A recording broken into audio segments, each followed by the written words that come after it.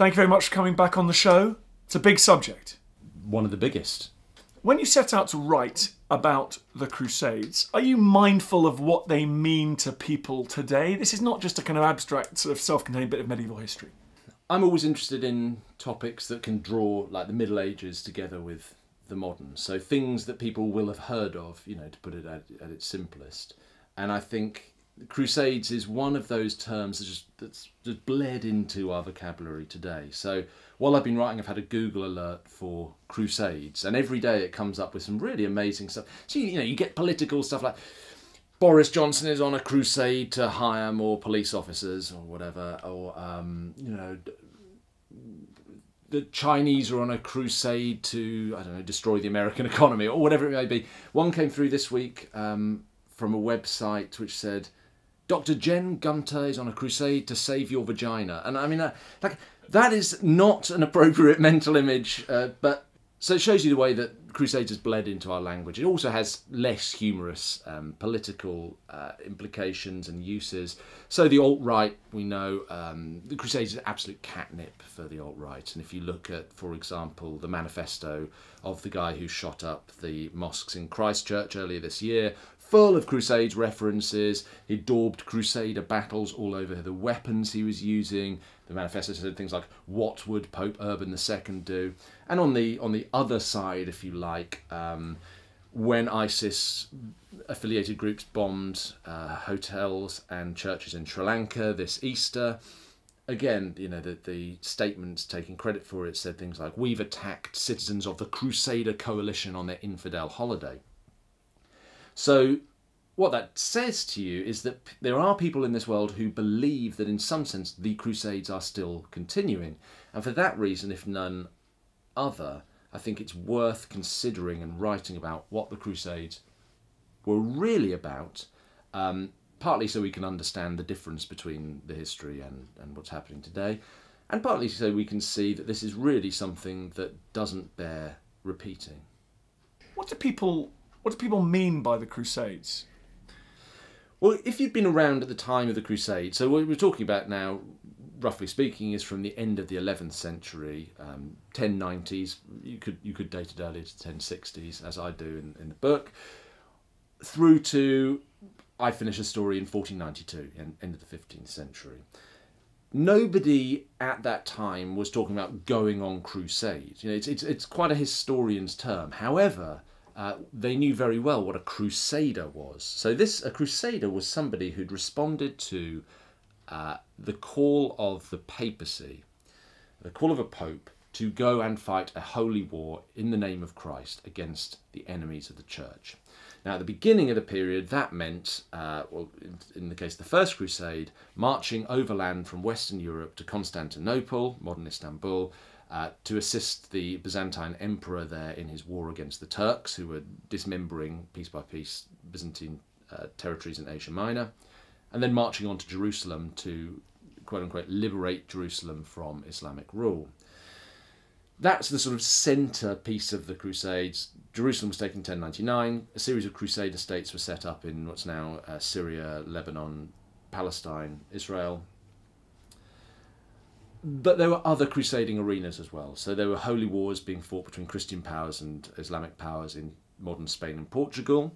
There were wars being fought against pagans in the Baltic. There was the Albigensian Crusade against Cathar heretics in southern France.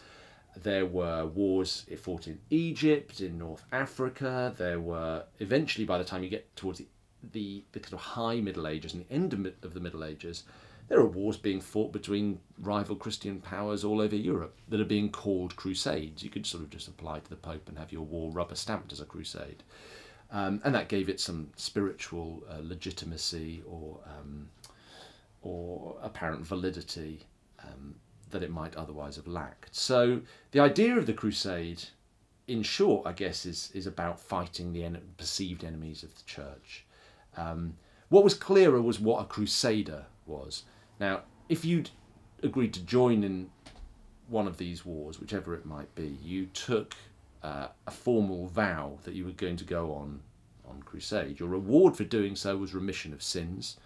In other words, all the sins that you'd committed on earth, if you confessed them, then by going on crusade or going to fight for the church, you would be excused those sins. So your passage to heaven would be made much speedier than it would have been otherwise. You were marked out as a crusader by having sewn or pinned onto your clothes a cross made of cloth, or in some cases, if you're feeling pretty extreme about it, you might decide to carve the cross into your forehead or brand it on your skin.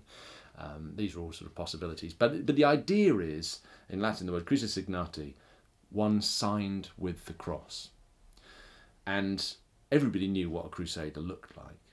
They didn't all look the same. You know, our image today is of a Templar knight. Usually, when we think about crusaders, that's not. We can talk a bit about this, but that's not at all what all crusaders looked like. However, it was pretty obvious to anyone at the time who was a crusader and who wasn't. Why does crusading happen? Why does it start? As usual, you're asking the simple questions, but they are the most complex answers. So, if you want to, usually when people tell the story of the Crusades, they start with Pope Urban II at Clermont in France in 1095, and he just apparently out of nowhere stands up and says, "Right, lads, I've got an idea. We're going to head to Constantinople and Jerusalem, liberate Constantinople, liberate Jerusalem, and the reward will be, remission of sins. You'll find it in heaven." And often that seems very weird and seems to be just an illustration of how bizarre medieval people were.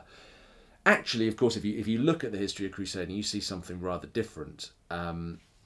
During the sort of 1060s, 1070s, 1080s, a lot of different sort of political and military and theological strands all sort of coalesced and came together. It was undoubtedly true that the Byzantine Empire was under threat from Turkic warlords pushing westwards through Asia Minor. The Byzantine emperor had, or a succession of emperors had made appeals to the West, to Christians of the West, saying, "Come and help us." There was also the fact that there was a schism between the Eastern and Western churches, and a succession of popes had scratched their heads over ways that this schism, this falling out, could be fixed, could be reconciled. In Western Europe, within Western Christendom, there was similarly a long history of political tension between popes on the one hand and secular rulers, particularly German emperors on the other, and there was a need to reconcile that situation. In Spain and Portugal, there'd been wars between Christian powers and Islamic powers going on, from the 1060s. Clashes all over. You could date clashes between Islamic powers and Christian powers in Spain as far back as the 8th century, if you really wanted to. In Sicily, there'd been, the Normans had arrived in Sicily and conquered Sicily from the Arabs. And, the Islamic take on the beginning of the Crusades is actually that if you look around the Mediterranean in the 1060s, 1070s, you see all over the place clashes between Christian and Muslim powers. And what happens in the 1090s is that these are sort of drawn together and given a sort of unifying framework by Urban II. So there are all of these different strands coming together, but something definitely happens in the 1090s. There's another major appeal from Byzantium to the west. Urban II becomes pope and really arrives as pope with a very strong urge to do something about both schism between East and Western Church and political tensions within Western Christendom. And he latches on to the idea of getting people to go and fight in the name of Christ as a solution for all of these problems. You can address all of these problems in one go if you call for a mass military expedition under the banner of the papacy. I mean, are there mercenary reasons why people are going? I mean, is there a sense that you're going to benefit not just in the afterlife, but in the present life as well? Yeah, I think a lot of people went crusading with a whole sort of ragtag, mixed bag of motivations they carried with them. Remission of sins might be very important and was very important to a lot of people. It was a very appealing idea that you could sort of wipe the slate clean and start again if you went on this journey. I think in the late 11th century, there is a sort of acquisitive military class of knights whose whole stock in trade is going and fighting and and that's how you earned your living. You fought because you got paid. You fought because you collected booty, and this seemed like a promising place to go. A lot of the Crusaders, or the leaders of the Crusade, found that eventually, when the Crusader states in the East were set up, that here was sort of virgin territory that could be carved into Western-style feudal little blocks, and so you had kings and counts and princes and all the sort of the aristocratic ranks that were familiar from Western Europe and the land that came with it. So there, and throughout the history of crusading, you do see a lot of people who go crusading because there's money in it. I mean, my favourite of those, I think, after the First Crusade, at the beginning of the 12th century, the first major Western king to visit the Crusader states, to visit the East, is a guy called Sigurd I, King of Norway. Sigurd I, King of Norway, was a Christian, but he was also essentially a sort of late period Viking. And his stock in trade of the Vikings, as you know very well, is go forth and plunder. Sigurd I of Norway became king at the age of 13. His brother was co-king, decided that Norway wasn't big enough for the two of them, so he set off with, so the bards tell us, 60 ships, 10,000 men, probably not quite that many, and went on this incredible plundering mission around. Well, he went to England, then France, and then stopped off all the way down the coast of what's now Spain and Portugal, plundering as he went, attacking Muslim townsfolk, pirates, you name it. He'd attack them, take their ships, take their gold, take their women, move on. Went through the Straits of Gibraltar, did the same in the Balearic Islands, Minorca, Formentera. Stopped off in Sicily, partied a bit with the King of Sicily, another, young Roger II of Sicily. By the time he wound up in the Holy Land, helped with the siege of Sidon, travelled to Jerusalem, was given a little fragment of Christ's cross. By the time he left the Holy Land, heading for Constantinople, they had so much booty that they were attaching it to the masts and the sails of the ships, and it was glinting as the sun as they went. So I think, you look at a character like Sigurd of Norway, or later in the period, the merchants from Venice and Pisa and Genoa who went crusading because they could set themselves up in newly conquered Crusader cities and have extremely lucrative trading privileges there. You can look at people like that and say, probably the primary motivation for going crusading was gold, was wealth. But I don't think you can say it was the only motivation, because of course we're dealing with a much more religious society than we live in today in the West. And it's always very hard to untangle people's motivations. The analogy I use usually is, you've ever been to a pub and sat next to the boor who tells you that the Iraq War was all about the oil, right? And you think about that and say, well, I'm sure there was a little bit, maybe even a lot bit, of the motivation of the Second Gulf War had to do with oil, but you can't disentangle that from George W. Bush's deeply held Christian faith. People like Cheney and Rumsfeld knew that if you put biblical slogans on papers that went on W's desk, he was more likely to read them. His Christianity played a role. His genuine sort of attachment to kind of neoliberal democratic ideas, or at least it's not just about the oil. And in the same way in the Crusades, it's never just about the gold. So it sounds to me like you're saying that there is something big going on here. I mean, obviously, 12th century societies, 11th century societies didn't need much cause to go to war against each other, but there is a bigger idea here happening. Yeah, I think that's fair, and I think that if you take away the brand of the Crusade, as we've quite often attached it as historians, but as also existed at the time,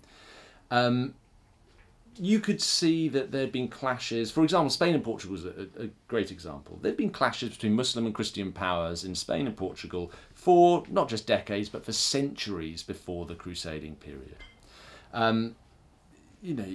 When Gibbon wrote about this, he traced the history all the way back to the 8th century. So when we look at the crusading period, we're often applying this this idea to wars that would probably have been going on anyway. Of course, there'd have been clashes between Christian powers and Muslim powers in Spain and modern Spain and Portugal. That's just the way that geography had dictated it. However, of course, once the idea of crusading is out there in the wild, you have a feedback loop between motivation and political fact, and wars that would have been going on anyway are probably exacerbated by the fact of the crusade, or legitimised or justified. Do you see what I mean? So the two things enter into a relationship with one another. How many crusades were there? Well, the numbering of the Crusades is a bit of a sticky issue. People usually give up after 5. Okay, fine. And so often people say, oh, there were 8 or 9 numbered Crusades, which went to, mostly aimed towards Jerusalem, even if they didn't get there. I mean, we're in pretty good agreement up to the 5th. Okay. And then they start to get other titles, like the Baron's Crusade, or the Crusade of Louis IX. And even I sometimes lose track of, wait, was that the 7th or the 8th? The point is, there were tons and tons of them. But those were just the Crusades to the east. All right, Dan Jones, you're the expert. Let's go through the Crusades. Start at number 1. What happened? Potted history of the First Crusade. 1095, Urban II stands up in Clermont and says, let's go fight. We're going to go to Constantinople and we're going to help the Byzantine Empire, which is under attack from Turkish warlords heading through Asia Minor. And then we're going to go on and we're going to take Jerusalem. And this sounds like a crazy scheme. In many ways, it is a crazy scheme, but somehow or other it works. There are various waves of people set off from Western Europe. The first, known as the People's Crusade, led by a man called Peter the Hermit, a sort of a shabby demagogue who has the rare ability to rouse the basest instincts in people and give it the veneer or the patina of respectability. A sort of sackcloth wearing Dominic Cummings, if you like, who bounces along and rowdy and intemperate people find him very charming and follow him. The People's Crusade sets off through the Rhineland. The terrible pogroms and massacres of Jewish people in cities like Mainz and Worms. These sort of rabble, very unsuited to fighting, most of them, head off down the Danube, go through the Balkans, wind up in Constantinople, heavily depleted because along the way they've usually annoyed everybody whose territory they've gone through and been sort of periodically massacred themselves. And they wind up in Constantinople in pretty bad shape. Behind them comes a much more organised wave of crusaders, sometimes called the Prince's Crusade. This is led by aristocratic people. Quite a lot of Normans of southern Italy are involved, men like Beaumont of Taranto, southern French lords like Raymond of Toulouse. There's a papal legate, Adhemar of Le Puy. It's a bit more organised. This is the sort of crusade that Urban II had in mind, people who were competent and capable and able to fight. Well, they set off along broadly the same route, down the Danube, through the Balkans, Constantinople. And then all of the crusaders sort of amass in Constantinople, cross the Bosphorus, and aided with some Byzantine military advisors, head out into Turkish-held Asia Minor. And I suspect that the emperor, Alexius Komnenos, didn't think he'd see them again. However, miraculously, as it appeared to them, they survived. 2 great military engagements, one at Nicaea, one at Dorylaeum, 1097. They made it through Asia Minor, came down out of the mountains into northern Syria, besieged the great city of Antioch, managed to take Antioch. Incredible military feat. Were then themselves besieged in Antioch and fought off their besiegers. Marched down the coast, July 1099, besieged Jerusalem itself and took Jerusalem. And that was the miraculous end goal of the First Crusade achieved. Incredible, absolutely incredible. Urban II never heard about it because he died before news of the fall of Jerusalem could reach him. However, this crazy mission that he'd preached in 1095, 4 years later, nearly 4 years later, had somehow come to fruition. In some ways, it would have been better for everybody if it had failed in Asia Minor, because now, having taken Jerusalem, Jerusalem had to be defended. You know, Jerusalem, the place of Christ's ministry, of his death, of his resurrection, the centre of the world, if you look at medieval maps of the time, could not be lost once it had been taken. So around Jerusalem and other cities in the region that had been conquered was set up a series of Crusader states. The Kingdom of Jerusalem, the County of Tripoli, the County of Edessa, the Principality of Antioch in the north. And from this point on, the story of the Crusades is really one of desperate attempts to resupply, to fortify, to embed new waves of settlers, and to revenge on those periods, on those occasions when important parts of these Crusader states were conquered. I should quickly ask, did this come at a bad time for the Islamic world? I mean, was there an element of luck involved? Was there a crisis that meant that the forces of the Caliphate were less likely to be able to fight back? When you read the Islamic sources trying to make sense of the First Crusade, it's very striking. Two things are very striking. The first is that they tend to view it in a much broader context than the Christian sources, who see this as a one-off, God-sent miracle. Ibn al-Athir, the great Iraqi chronicler of the crusading period, says this was all part of a very strange phenomenon where the Christian powers were on the march against Muslim powers across the Mediterranean. But he specifically, and other chroniclers specifically, attribute the success of the First Crusade to the fractured, disunified nature of the Islamic world of the Near East. You had the great Seljuk Empire, a sort of Turkic Sunni empire ruled from capitals including Merv and Baghdad, was splintering and weakening, and authority was falling apart. And various different rival Atabegs and Emirs ruling rival cities, Mosul and Damascus and Aleppo, were all at war with each other. To the south, you had the Fatimid Caliphate based in Cairo, Shiite, implacably opposed to the Sunni Turks further north. These two were enemies as well, and so the explanation given in a lot of Islamic sources is because the Muslim world was in a state of disunity, the Franks, as they call them, Ifranj, marched in and took advantage of that situation. So that's absolutely the way it's understood in those narratives. Second Crusade. We mentioned the County of Edessa. The County of Edessa had been set up. In fact, it was the first of the Crusader states to be set up during the First Crusade. But in 1144, it was the capital city, Edessa, and much territory around it was taken by Zengi, a fierce and extremely violent and drunken warlord. News of this got back to the west, where crusading sort of enthusiasm had really been dipping in the centuries following the First Crusade. But shock horror when Edessa fell. A crusade was organised on the principle, largely, that the loss of Edessa demonstrated how sort of weak and sort of lily-livered the new generation of rulers in the West had become in comparison to their brave and bold forefathers. The crusade was principally led by two kings, Louis VII of France and Conrad III, the German king. Both of them led armies which went deliberately in the footsteps of their forefathers. They tried to go overland when a sea route might have been a better idea. They tried to go overland when a sea route might have been a better idea. To Constantinople, across the Bosphorus, through Asia Minor, Antioch, down to Jerusalem. Same route as the First Crusaders.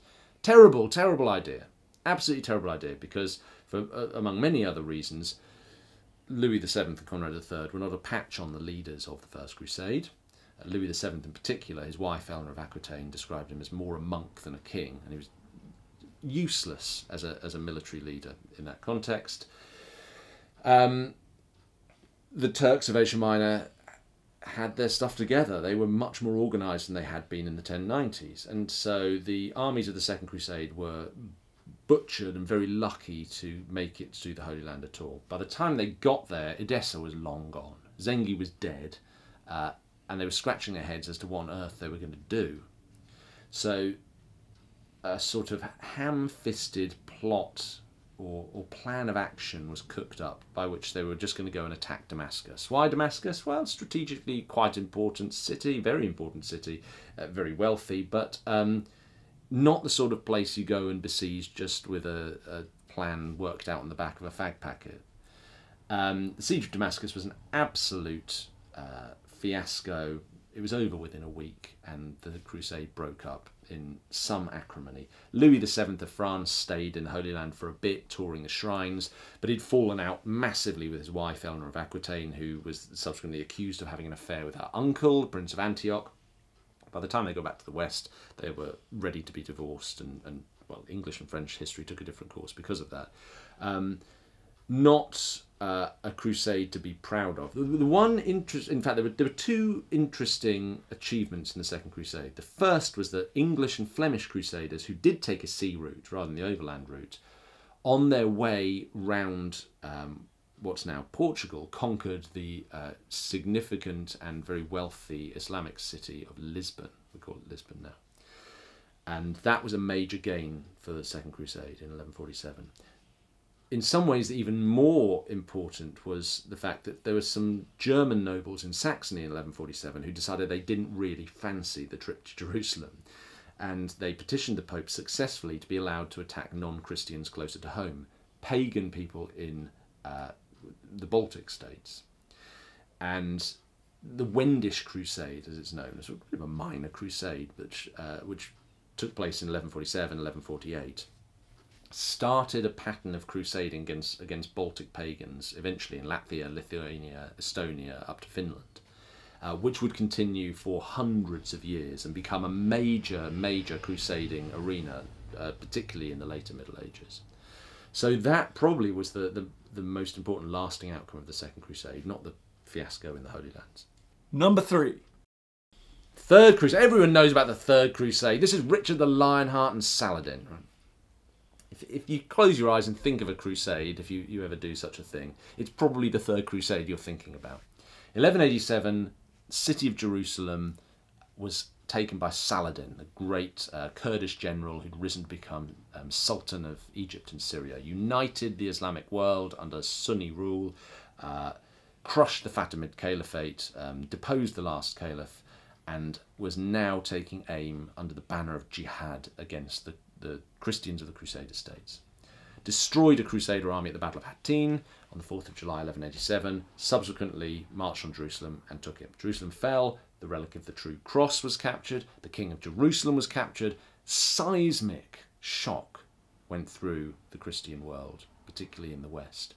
And kings, including Philip Augustus of France, Philip II of France, and Richard I, the new King of England, Richard the Lionheart, answered the call to crusade, turned their kingdoms over to preparing for war, sailed to the Holy Land, successfully besieged the city of Acre or Acre, which would become the new capital of the Kingdom of Jerusalem. Went on a march down the coast, fighting Saladin's armies all the way. Richard twice approached Jerusalem with the intention of taking it back from Saladin, and twice realised he didn't have the numbers to do it. So eventually brokered peace with Saladin, took ships and went home. A heroic sort of legend sprang up around the Third Crusade almost from the minute it was taking place. I mean, both Richard and Saladin surrounded themselves with people whom they knew were going to write their stories and write them up in the most kind of chivalric and heroic way imaginable. It's a very familiar story, and actually one of the fun things I did when I was writing Crusaders was to take a slightly different approach to it. So I discovered a character called Margaret of Beverley. Well, I came across her, I didn't discover her, and scholars knew about her, but no one's really written about her at any length in a sort of popular book about the Crusades. Margaret of Beverley gives you a great view of the Third Crusade because she's a sort of Yorkshire lass who goes on pilgrimage to Jerusalem and gets stuck in Jerusalem when Saladin's armies are outside the walls. And the account of her sort of terrible time during the Third Crusade has her on the walls of Jerusalem with a slingshot throwing stones at Saladin's army, and wearing a cooking pot for a helmet on her head, and she has the most incredible adventures around the Holy Land. So when I was writing about the Third Crusade, I really tried hard to give a woman's view of what the Third Crusade was all about. So that was fun. Fourth Crusade? Fourth Crusade. Absolute joke, the Fourth Crusade. I mean, really an extraordinary event that we don't talk about the Fourth Crusade too much because it was extremely disreputable at every stage. Right at the end of the 12th century, after the Third Crusade had just sort of narrowly failed to take Jerusalem, a new crusade was launched, and it was sort of taken up relatively enthusiastically by a small group of French lords. But it was very clear that there weren't going to be any kings this time going crusading. So this group of French lords scratched their heads a bit and thought, how are we going to get armies ourselves to the Holy Land? So they went to Venice, greatest sort of shipbuilding merchant republic of the Adriatic, and they brokered a deal with the rulers of Venice, and principally the 90-year-old blind Doge of Venice, Enrico Dandolo, by which Venice would build them sufficient ships to carry a vast army. The secret destination was Alexandria in northern Egypt, from which they'd then proceed on to Jerusalem. So for a year, Venice and all its labourers and its shipbuilders and its merchants toiled to prepare a crusading fleet. A year later, when they had indeed prepared sort of 100 odd ships, galleys, and provisioned them sufficiently for a major army to go to the Holy Land, the French turned up, and they had barely a third of the number of people that they thought they'd been able to raise. They had nothing like the amount of money that they were in the hole for to the Venetians. And so they all looked at each other and realised that there was only one possible outcome, and that was that the Venetians were now going to be in charge of the crusade. And so instead of going to Alexandria and on to Jerusalem, the crusading fleet left Venice, went to the Croatian coast, the city of Zara, where a Christian crusading population hung like crosses from the walls and said, "We're crusaders too." The Venetians didn't care. They had beef with the citizens of Zara. They thought they should be obedient to Venice instead of Hungary. And so they pillaged a major Christian city, burned half of it to the ground, and left out. They then went on to an even bigger Christian city, the city of Constantinople. And through a series of sort of tortuous politics involving rival claimants to the imperial throne in Constantinople, you ended up with the rather shameful sight in 1204 of the Crusaders on the Fourth Crusade scaling the walls of Constantinople, invading the city, pillaging it, burning acres of it to the ground. I mean, if anyone's watched the end of Game of Thrones, you remember dragons over King's Landing. That's what we're talking about in the Fourth Crusade. The Venetians, very happily for them, made their money back probably several times over. And if you go to Venice, St Mark's Basilica today, you can still see the great bronze horses that they nicked from Constantinople and took back to Venice. Enrico Dandolo, the blind 90-something-year-old Doge, died in Constantinople in 1205 and was the only person ever, I think, to be buried in the Hagia Sophia. This spelled really the end for the Byzantine Greek Empire. A Latin emperor of Constantinople, Baldwin of Flanders, was installed, and then you had a series of sort of rather tin-pot Latin emperors before a weakened and fairly unstable Byzantine restoration. The upshot of the Fourth Crusade was the destruction of a Christian empire, the destruction of two very important, one extremely important Christian cities, absolutely no crusading done against any Muslim enemies at all, save for a few lords like Simon de Montfort the Elder and others who realised pretty early on the way the wind was blowing, left the crusade and went themselves on a sort of armed pilgrimage to the Holy Land, but nothing of any serious significance. A total disaster, a total fiasco, and in the words of one Greek chronicler of the time, absolutely shameful. The Fifth Crusade. Early 13th century, Pope Innocent III, great reforming pope, a great legalist, a great believer in the spiritual supremacy and the political supremacy of the Roman Church, decided that the Fourth Crusade simply wouldn't do, and the fact that they'd gone and burned Constantinople really wasn't very becoming of the Latins, the people of the Roman Church. So organised, although he didn't live to see it completed, a great crusade that would weaken the sultans of Egypt who were controlling Jerusalem by attacking them in their own backyard. So the Fifth Crusade took aim at the city of Damietta in the Nile Delta. Extraordinary accounts of the siege of Damietta, which went on for months and months and months. Eventually Damietta was taken by the Crusaders. They sat in Damietta for a bit and then decided to march on Cairo, march up the Nile to Cairo. Absolutely dreadful decision to take, because they didn't know anything about the Nile, didn't understand how it flooded, they didn't understand how it was controlled, and the Sultan of the time, Al-Kamil, allowed the Crusaders to march up the Nile, and as soon as they got so far they couldn't turn back, opened all the sluice gates and canals that allowed that controlled the flow of water out of the Nile into fields, flooded all the land around, and then left the Crusaders either to drown or beg for his assistance in leaving, kicked them out of Damietta, and once again, just as with the Fourth Crusade, a major expedition of the Church had ended in very little other than waste, death, and embarrassment, I suppose. That was the Fifth Crusade. Now, after the Fifth Crusade, the numbers get a little bit sticky, because some time had elapsed since Jerusalem had been lost, a couple of generations.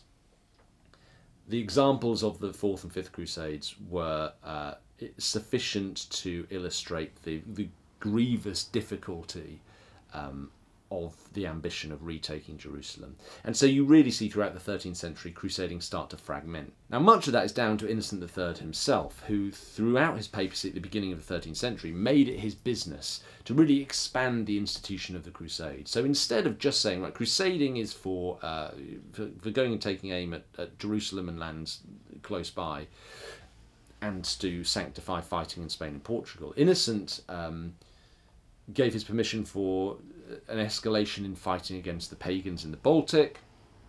Innocent declared that wars against Cathar heretics in southern France, which were really being fought to increase the power of the French crown over southern French lords who had traditionally been independent. Innocent declared that that was a crusade. There were crusades. I mean, I think over the course of his papacy, Innocent preached 7 or 8 crusades, not one of which actually went anywhere near Jerusalem. I mean, unless you count the 5th ending up in Alexandria, in Damietta, sorry. By the end of Innocent's papacy, therefore, crusading had been extended, but it had also been weakened somewhat. It had been diffused. And during the 13th century, that process continued apace. So there was diminishing support for the Crusader states of the East. The defence of those was left up to military orders like the Templars, or the Hospitallers, the Teutonic Knights. Crusading was much easier to do closer to home, and popes were starting to use crusade just as a weapon against enemies wherever they could be found, frequently Christian enemies.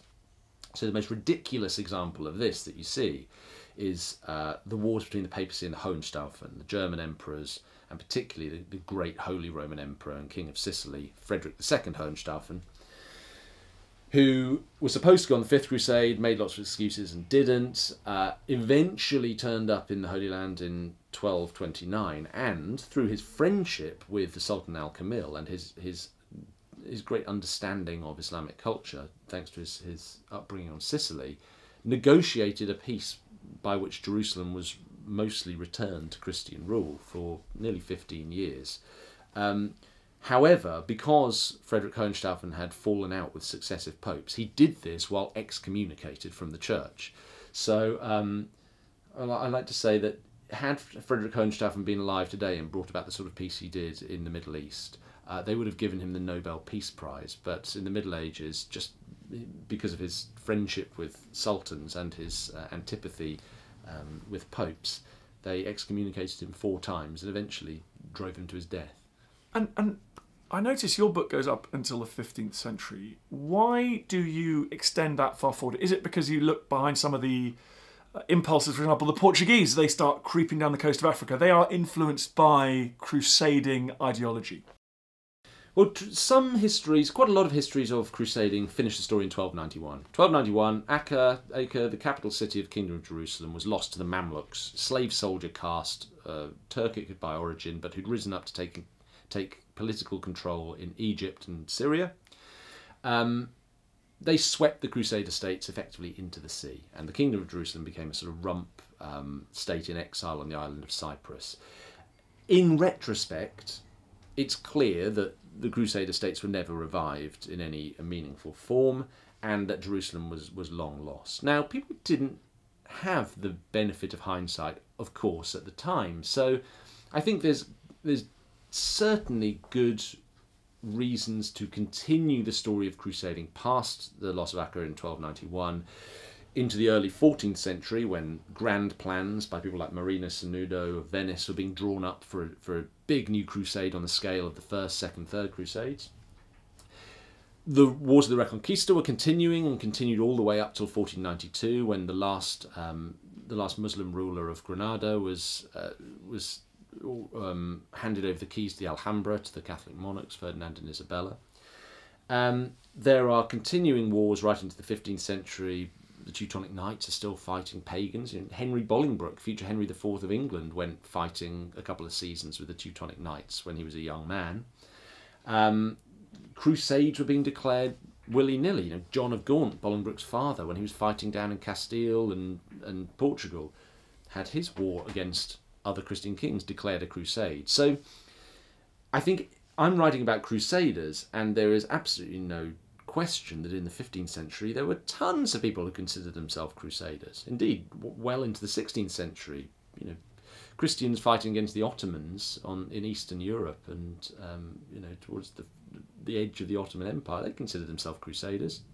1798, you could take the story up to if you wanted, with Napoleon Bonaparte stopping in Malta and getting rid of the last vestiges of the Hospitallers, a crusading military order. We can take the story as far as we want.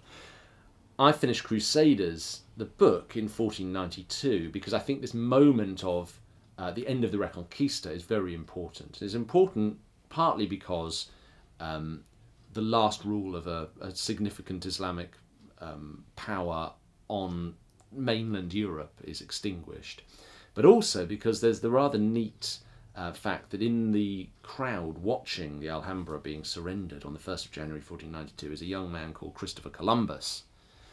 And Columbus then sets out across the Atlantic, and we know the story of Columbus's encounters with the New World very well. But Columbus comes back, writing these wide-eyed letters saying, "You'll never guess what I've just found over there. There's a whole bunch of other non-Christian people who we can convert or kill, and a load of their stuff that we can plunder."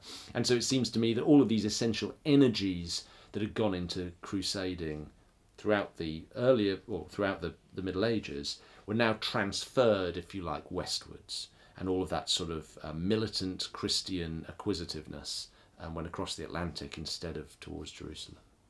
Do the Crusades matter more today in the West, the memory of them or the myths about them, or in the East, in the Islamic world?